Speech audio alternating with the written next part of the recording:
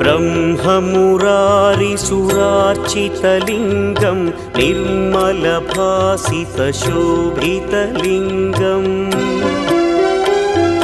जन्मजदुःखविनाशकलिङ्गं तत्प्रणमामि सदा शिवलिङ्गम् देवमुनिप्रवरार्चितलिङ्गं कामदहन करुणाकरलिङ्गम् रावणदर्पविनाशकलिङ्गं तत्प्रणमामि सदा शिवलिङ्गम्